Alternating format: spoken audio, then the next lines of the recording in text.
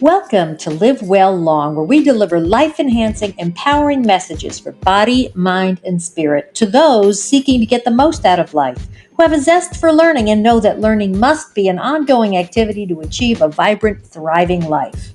This is your host, Alexandra Van Horn. Stay tuned for another episode of Live Well Long. Hey everyone, this is Alexandra with Live Well Long, where we discuss all things body, mind, or spirit, to help you live well long.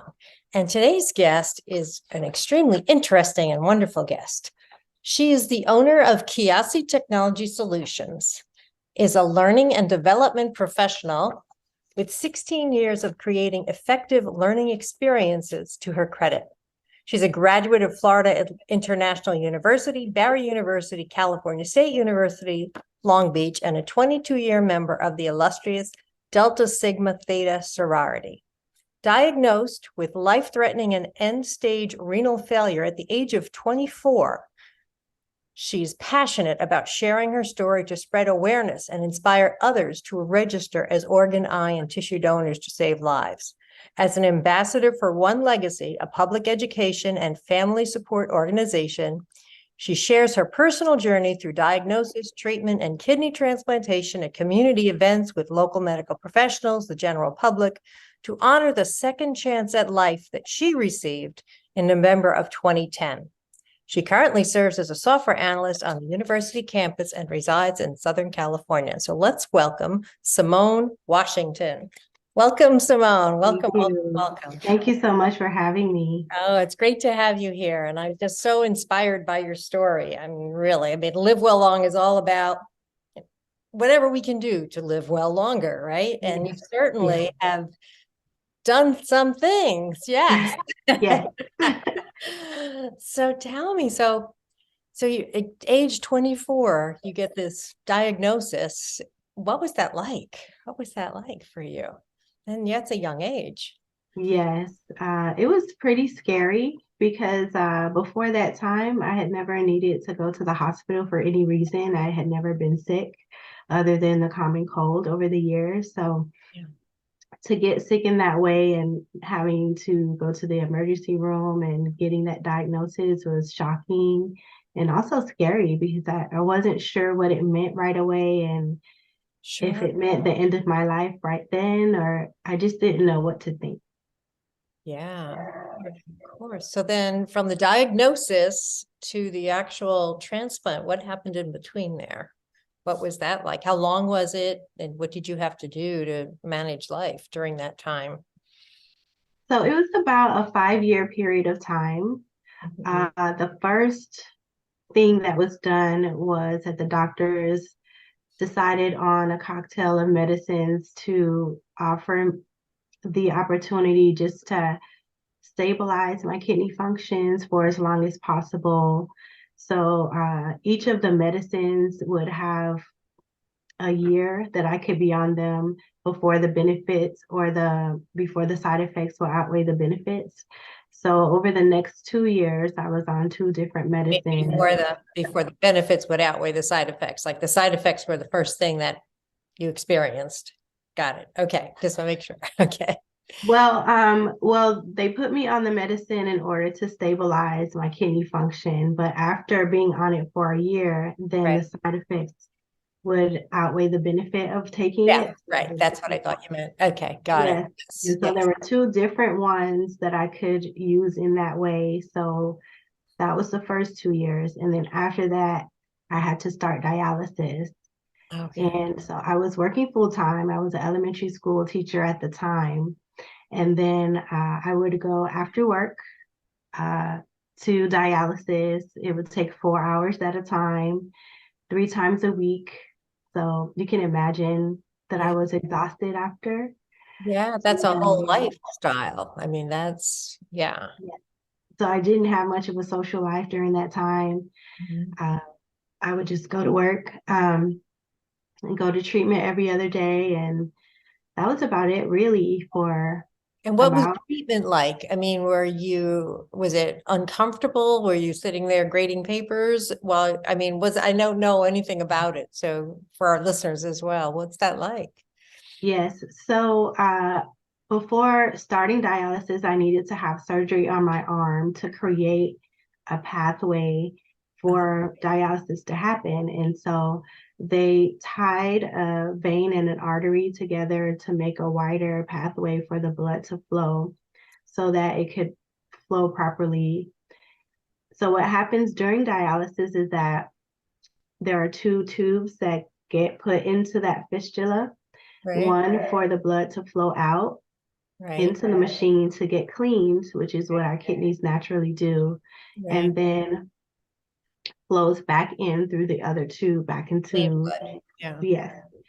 And it takes 4 hours because we can't be without a certain amount of blood at a time in our bodies before we faint and have other issues. So it's a slow cycle of cleaning the blood every few days or every other day.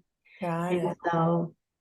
so you're basically in a chair. They're really comfortable, like recliner type chairs with a faux leather, so they can be easily cleaned, and they're nice and cushiony. But you can't move because your arm has to stay. So Right. whatever you can do with your other arm while you're there for 4 hours. So maybe you're watching TV, maybe you're on your phone, making calls or on social media or whatever you Whatever you can do with one hand. entertain yourself. Maybe you're reading a book. Maybe you're taking a nap. Right, Maybe you're having a snack. right, right. Wow. Yes. Wow. And is there a reason that they choose one arm over the other as far as the strength or the proximity to the kidneys or anything? Did they? Traditionally, they try to put the fistula on the arm that you're not writing with Makes sense. because after treatment, there's you're healing from having the tubes because it's not a normal size needle like you would get to draw blood. They're Okay. actually much bigger to have that flow. Right. So over time, there's scar tissue that builds up around the two ports from getting pierced there every week, 3 times. So they usually try to use the opposite arm, and I'm left-handed, so mine is on the right arm. Got it. Yes. Got it. Got it. Wow. Wow. Wow. So once the port was in, they kept on reusing the port, even though there's scar tissue that builds up, they keep reusing it and they Yes. the scar tissue, I guess, somehow. Wow. Yes. So there's a separate set of doctor's appointments where we have to go to a specialist to maintain the fistula, make sure it's a clean flow, and anything that might be in the way of the blood flow, they can clean it out. So that includes sedation. And so it's a standing appointment Yeah. every so often to make sure the fistula is staying Right. well. Wow. Wow. Wow. Wow. Well, wow. So after that, so you had the dialysis, and then Mhm. how long did you have the dialysis before you had the transplant?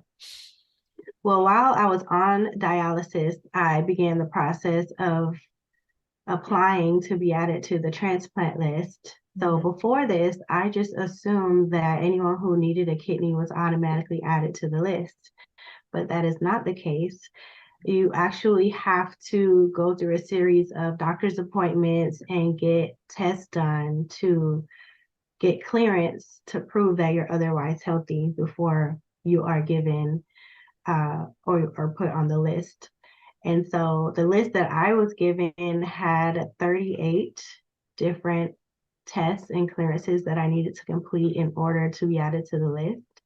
And if you can imagine having to make all of those doctor's appointments, waiting for the appointments, getting the test done, waiting for the results, and then reporting those results to the powers that be. Yeah. Um, so it took me over a year to get that done. Just to get the test, just to get on the list. Correct. Wow. Wow. So a lot of people who are on dialysis, especially older folks, they get a list that's similar and they just get deterred just by the length of the list and knowing like how long that's going to take and how much effort that's going to take, because maybe you don't have family members to help you get to the doctor's appointments or help you make them. Maybe you don't have transportation. And so some people choose not to go on the list, not because they don't want to be on it, but because of the process of getting on, which is unfortunate. So I do try to encourage those who feel that way to reconsider Right. decision, because dialysis is not a long-term solution to kidney failure. It just isn't. And so we really do need to get the transplant. And in order to even get that done, if you don't have a family member or a friend or someone who is a match who is willing to be a living donor, you have to get on that list. Right. To live well longer. Sure. Yeah. Yeah. Wow. So then you got on the list, and then how long from after a year of testing, then you got on the list, and then how long after that till you got a kidney? It was about another year and a half or so. Once I got on the list, I did begin to get called by the hospital.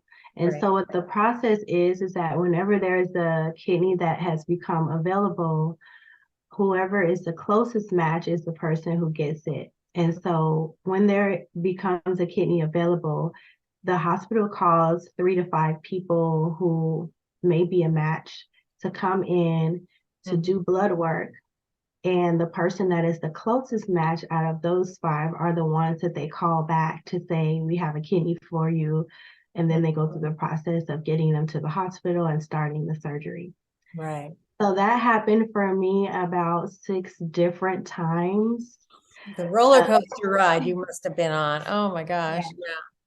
Because it's usually from the time that you get the call and you go down to the hospital and give the blood, it takes 4 to 8 hours before you hear back to say yay or nay.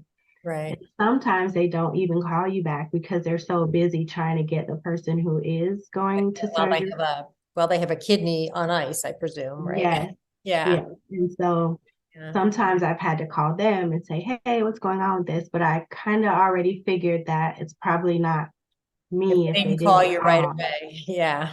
You would know if you were picked. Yeah. Yeah. So you can imagine how emotional that is, just, over and over, just being hopeful that this is your turn, and then it turns out not to be. So after the 4th or 5th call, I don't know, I got discouraged. And even though I answered the call every time and I went down to do the blood work, I didn't really feel as hopeful as like the first call.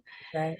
And so by the time I got the 7th call, which was the one for me, like I had gone that morning to give blood and then I went about my day. Like I didn't even think about it anymore. Like I forced it out of my mind. Just right. They might be another one of those disappointments. Yeah. Yeah.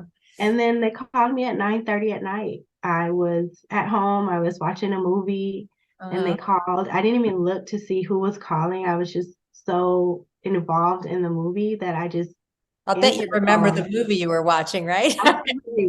Yes, I was watching Four Colored Girls. I know the scene that I was watching at the time that the call came in. Sure. And so I wasn't even hearing properly, when the nurse said, we have a kidney for you. We need you to come down to the hospital by midnight so you can check in. Wow. I just got chills, like bingo, right? Oh gosh, wow. And of course, this would be the time where I couldn't reach anybody on the phone. So I called my parents. I had to leave a message. I called a few friends, like just letting them know that you were going. No one, it's just like, luck of the draw. And so what I did was I just changed the voicemail message on my answering service. I posted a message on Facebook, just letting people know where I would be. And then I headed to the hospital. Yeah. And by 2 a.m., I was talking to the anesthesiologist. And by 7 a.m. on November 18th, I was waking up after a successful surgery.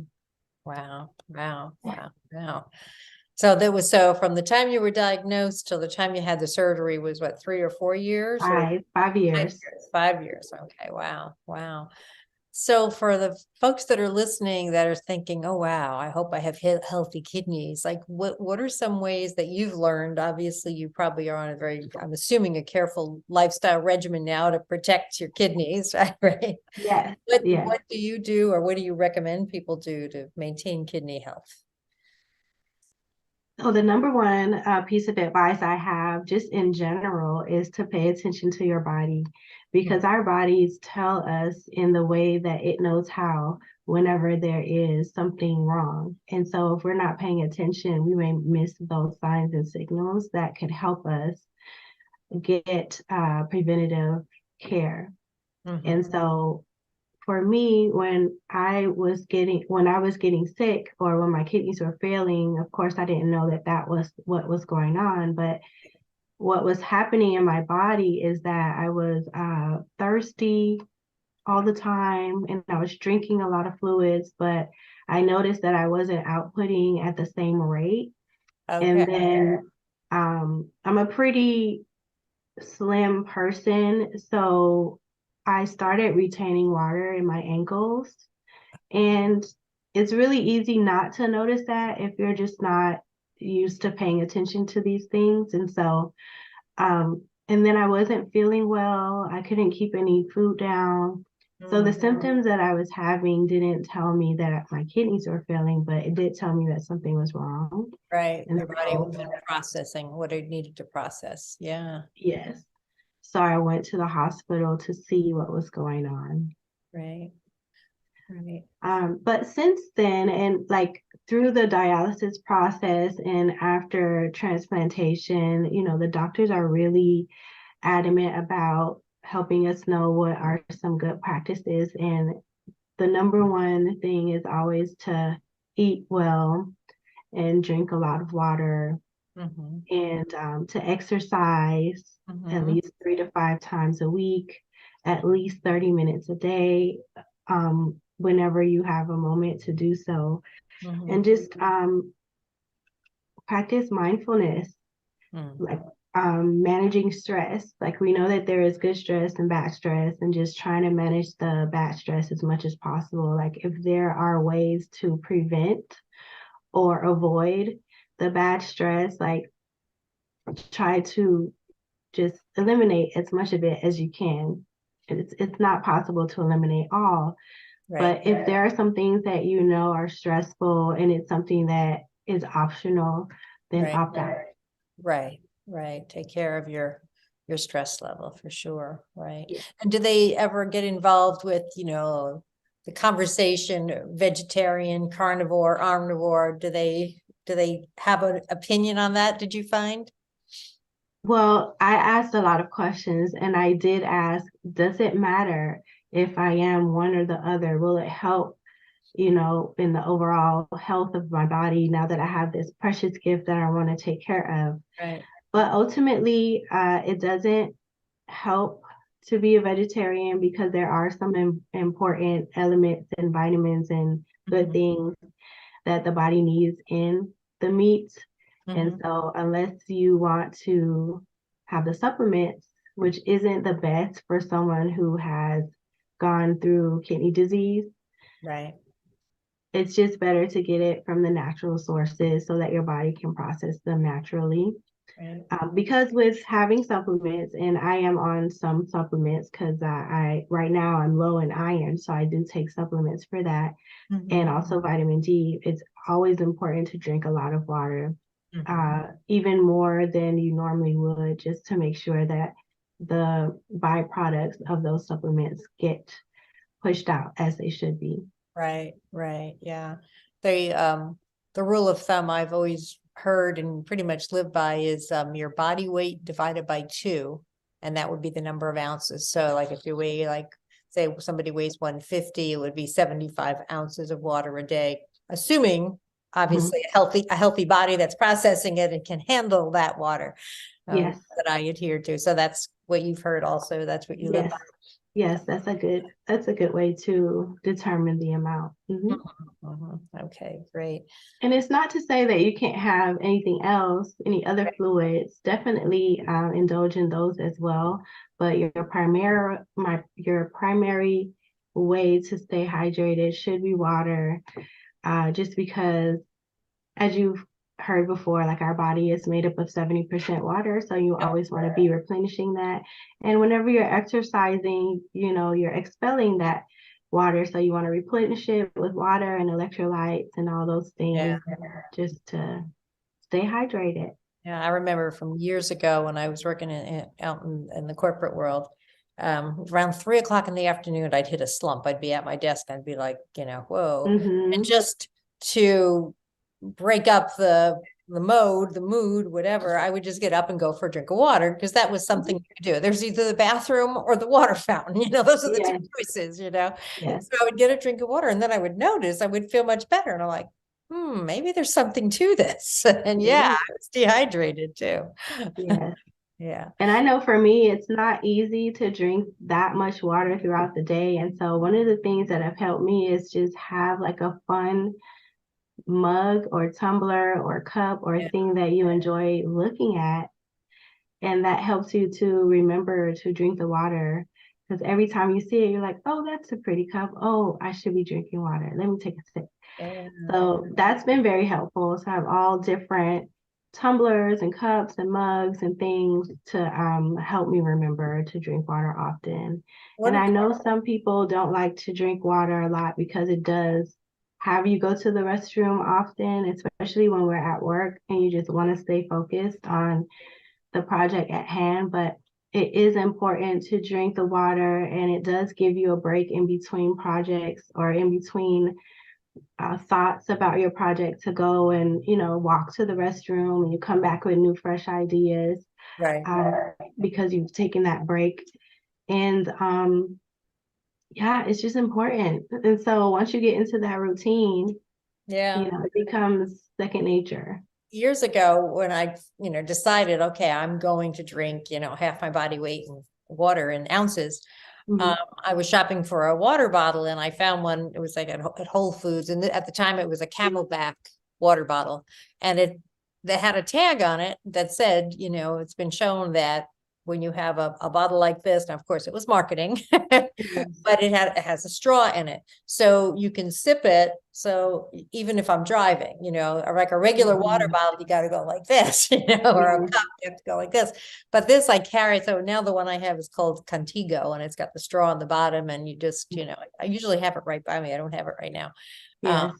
but it's great, and I just refill it, and it's like a couple times a day, and I know I've had my quota, which is Mhm. great. And then I'm like a little kid with it, like I don't leave the house without my bottle. Yes. Yes. So one of my favorites is right here is Starbucks Oh, there you little go. tumbler here. It's a Yeah, rose gold, and I haven't seen anyone else with that one specifically, but I love the color. It makes me feel very, fashionable.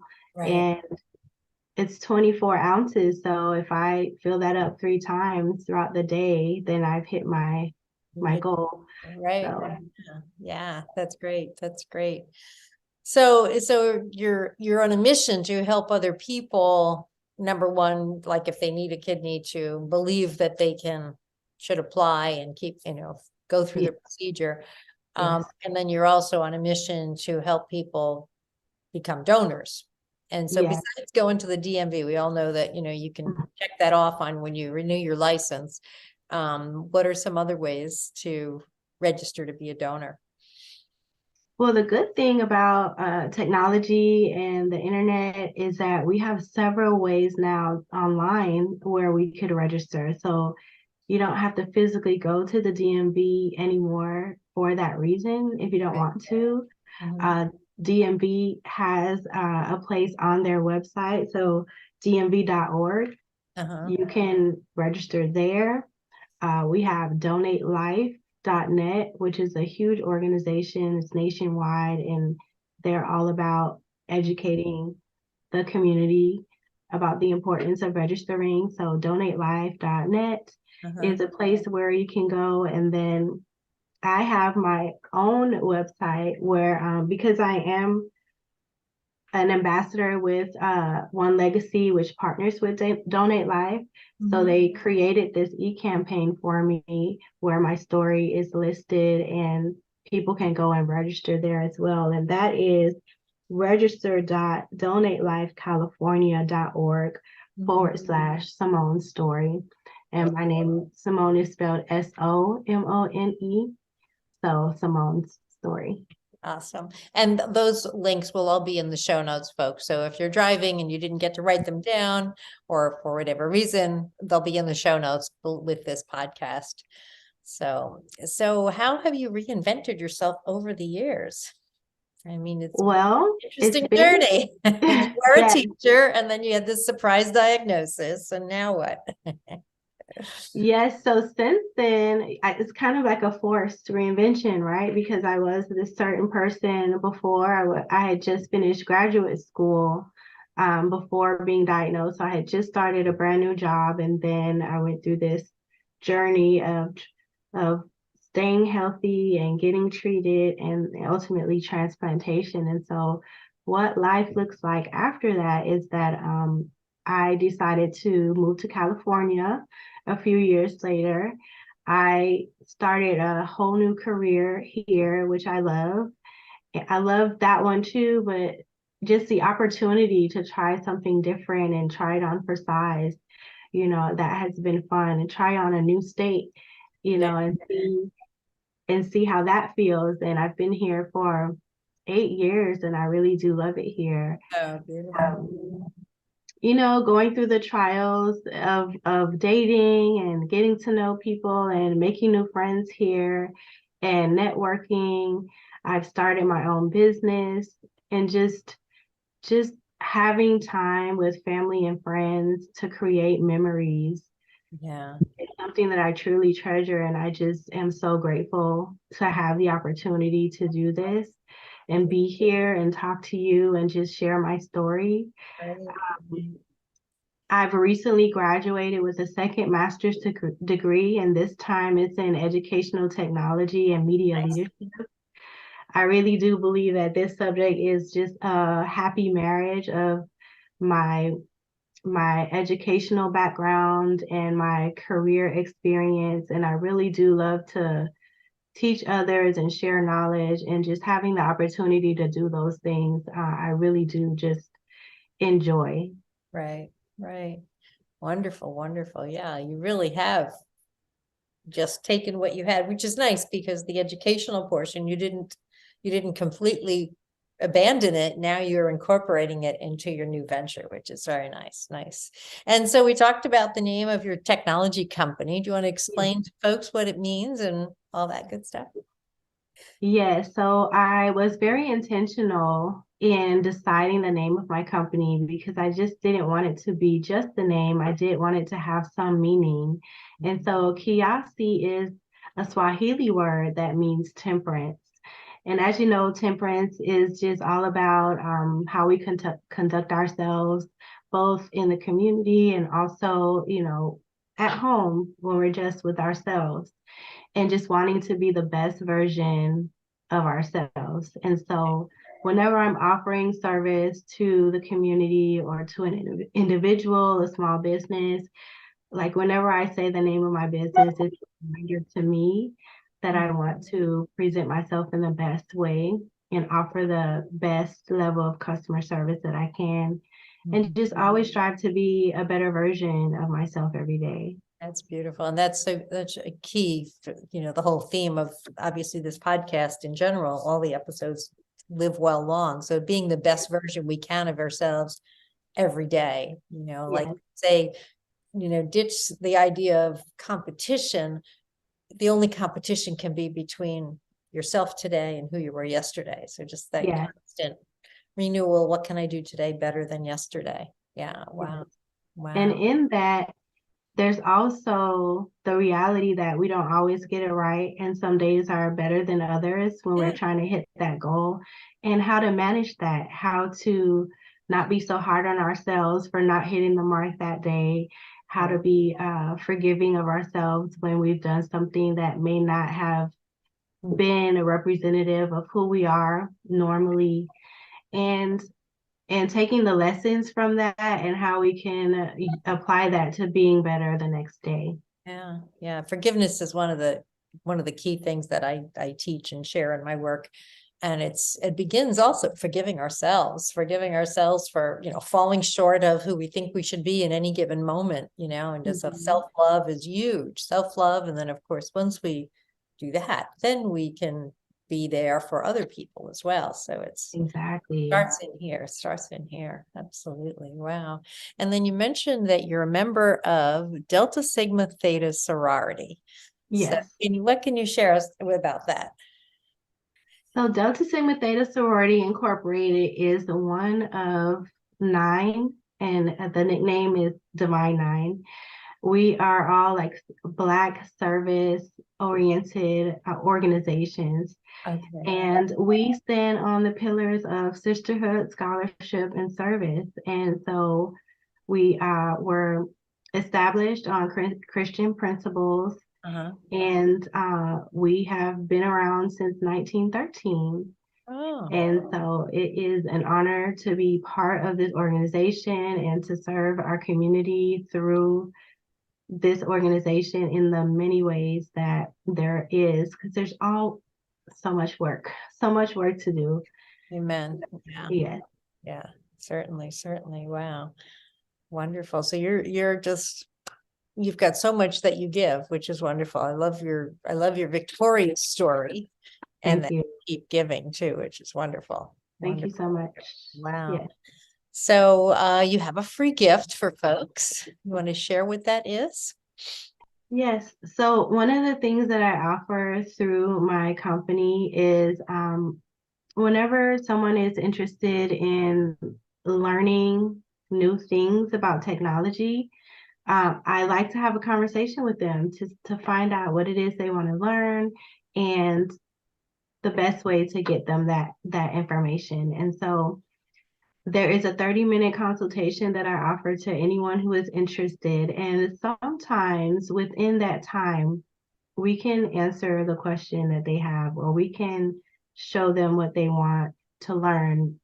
So there may not need to be any additional consultations or services offered. So I do have the link here where you can register, or anyone can register for a free 30-minute consultation and learn something new.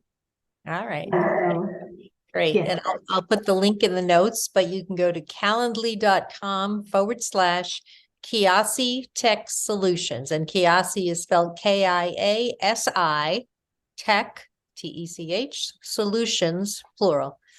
And you can get your free gift, which is a free consultation with Somone. Wonderful, wonderful. Awesome, awesome. And the donor websites will all be in the show notes as well.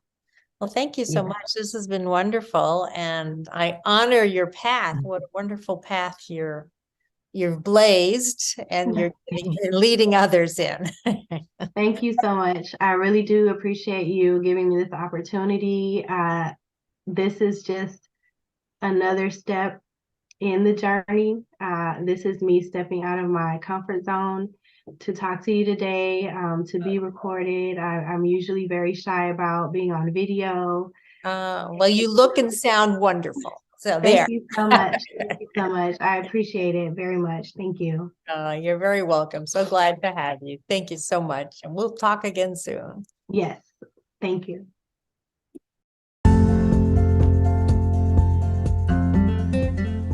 Thank you for listening. This is Alexandra with Live Well Long. Be sure to hit subscribe so you don't miss any of our important episodes. We want to be sure that you get everything you can to do your best to live well long. Feel free to reach out to me at alex@avhcoaching.com. And remember to take good care of yourself so that you live well long. Talk with you soon. Bye.